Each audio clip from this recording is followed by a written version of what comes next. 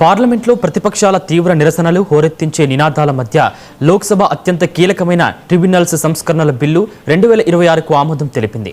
విపక్షాలు లేవనెత్తిన ఆందోళనల దృష్ట్యా ఎలాంటి ముందస్తు చర్చ, ఓటింగ్ లేకుండా ముజువాని ఓటు ద్వారానే సభ ఈ బిల్లును క్లియర్ చేసింది. బిల్లు ఆమోదం పొందిన వెంటనే ప్రతిపక్షాల నిరసనలు మిన్నంటడంతో లోక్సభను స్పీకర్ రేపటికి వాయిదా వేశారు.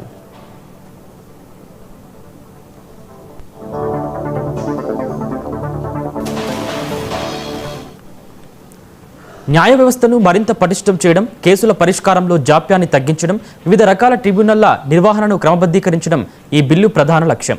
దేశంలోని వేరువేరు ట్రిబ్యునల్ల అధ్యక్షులు, సభ్యుల అర్హతలు, నియామక ప్రక్రియలు, పదవీ కాలం, సేవా నిబంధనల్లో స్పష్టమైన ఏకరూపతను తీసుకురావడానికి ఇది దోహదపడుతుంది. దీనివల్ల ప్రతి ట్రిబ్యునల్లో ఒకే రకమైన నిబంధనలు అమల్లోకి వస్తాయి.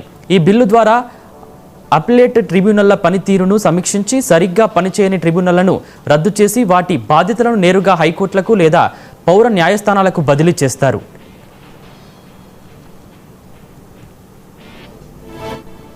ఇది అనవసరపు పరిపాలనా ఖర్చులను తగ్గించి ప్రభుత్వ ఖజానాపై భారాన్ని తగ్గిస్తుంది. అంతేకాకుండా నియామకాల పరిశీలన, ట్రిబ్యునల్ల స్వతంత్రతను కాపాడటానికి ఒక కేంద్రీకృత వ్యవస్థగా నేషనల్ ట్రిబ్యునల్స్ కమిషన్ ఏర్పాటుకు బాటలు వేస్తుంది. ఫలితంగా న్యాయ సేవలో పారదర్శకత పెరిగి ప్రజలకు త్వరితగతిన న్యాయం లభిస్తుంది.